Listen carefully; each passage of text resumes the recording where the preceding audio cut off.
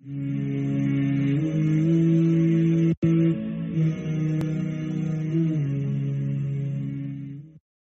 اللہ الرحمن الرحیم۔ السلام علیکم اسلامک ٹیچر آن لائن کے پیارے ناظرین، امید کرتا ہوں کہ آپ سب خیریت سے ہوں گے۔ پیارے بہن بھائیوں، بزرگوں، دوستوں، آج کی اس ویڈیو میں ہم قرآن و حدیث کی روشنی میں پردے کا ثبوت آپ کے سامنے پیش کریں گے۔ یہ ایک بہت وسیع ٹاپک ہے، اس پر قرآن و حدیث کی روشنی میں ثبوت پیش کرنا ایک ویڈیو میں ممکن نہیں، تو آج کی اس ویڈیو میں صرف قرآن پاک کی روشنی میں پردے کا ثبوت پیش کریں گے۔ انشاءاللہ اگلی ویڈیو میں احادیث مبارکہ کی روشنی میں پردے کا ثبوت پیش کریں گے۔ تو آئیے ویڈیو کو شروع کرتے ہیں۔ قرآن پاک میں سورہ احزاب کی آیت نمبر 53 میں ارشاد باری تعالی ہے، وَإِذَا سَأَلْتُمُوهُنَّ مَتَاعًا فَاسْأَلُوهُنَّ مِنْ وَرَاءِ حِجَابٍ۔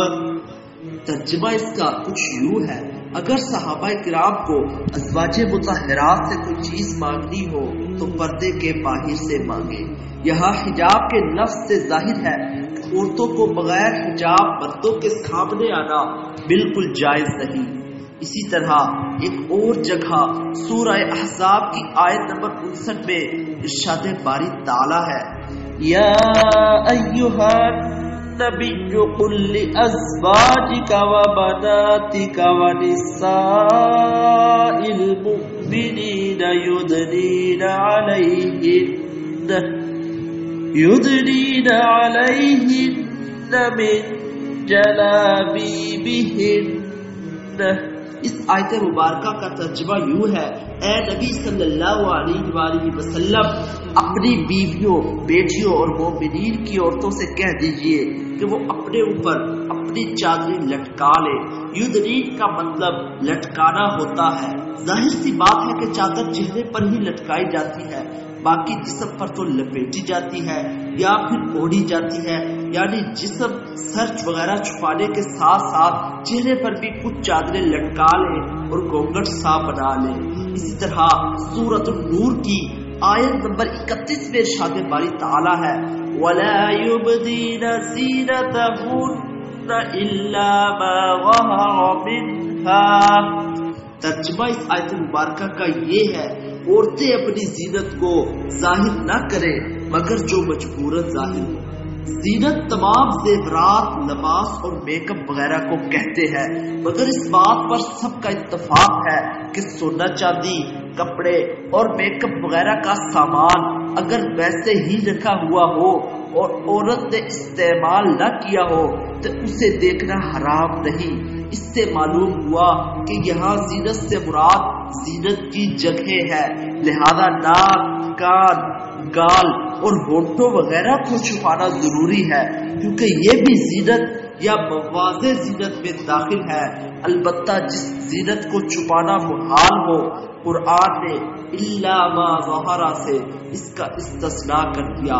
رہی یہ بات کہ الا ما ظہر سے کون سی زینت مراد ہے، تو اس کی تفسیر میں حضرت عبداللہ ابن مسعود رضی اللہ تعالیٰ عنہ فرماتے ہیں، الا ما ظہر سے مراد وہ چادر یا برقع وغیرہ ہے جس سے زینت کو چھپایا جاتا ہے، اور یہ بھی زینت میں داخل ہے، لہذا یہ مستثنی متصل ہوا، کیونکہ اگر اس کو بھی چھپانا لازم ہو جائے تو پھر جس کپڑے سے اس کو چھپایا جائے گا اسے بھی چھپانے کے لیے ایک اور کپڑا لانا پڑے گا، اور اس طرح تسلسل لازم آئے گا جو کہ محال ہے۔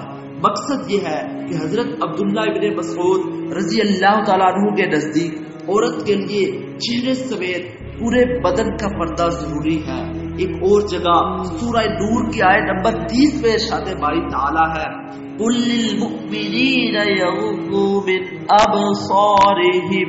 ترجمہ کچھ یوں ہے، مومنین سے کہہ دیجئے کہ اپنی نگاہوں کو جھکا لے، یعنی غیر محرم عورتوں کو نہ دیکھے۔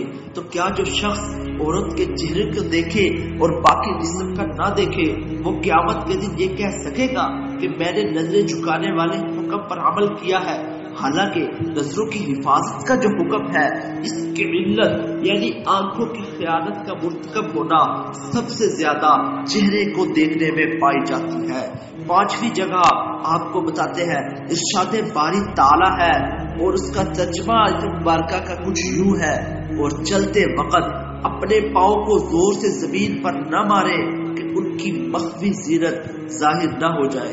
جب پاؤں کی آواز کو بھی چھپانے کا حکم ہے تو چہرے کی زینت کو چھپانے کا حکم تو بطریق اولا ہوگا۔ اما عائشہ رضی اللہ تعالیٰ عنہ فرماتی ہے، اس کا ترجمہ کچھ یوں ہے، حجت الوداع کے موقع پر جب مرد ہمارے سامنے آتے تھے تو ہم میں سے ہر ایک اپنی چادر اپنے سر سے چہرے پر لٹکا لیتی، اور جب وہ مرد گزر جاتے تو چادر ہٹا لیتی۔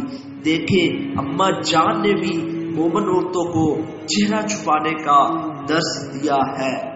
پیارے ناظرین، سارے ثبوتوں کو قرآن و حدیث کی روشنی میں ایک ویڈیو میں بیان کرنا مشکل ہی نہیں ناممکن ہے۔ اس ویڈیو میں اتنا ہی۔ ویڈیو کو لائک کر دیں، دوسروں کے ساتھ شیئر کر دیں، چینل کو سبسکرائب کر لیں۔ انشاءاللہ نیکسٹ ویڈیوز میں قرآن و حدیث کی روشنی میں باقی جو دلائل ہے انشاءاللہ پیش کیے جائے۔ اللہ تعالیٰ ہمیں صراط مستقیم پر چلائے۔ اگر کوئی کمی بیشی ہوئی اللہ معاف فرمائے۔ اگلی ویڈیو تک اجازت دیجیے۔ اللہ حافظ۔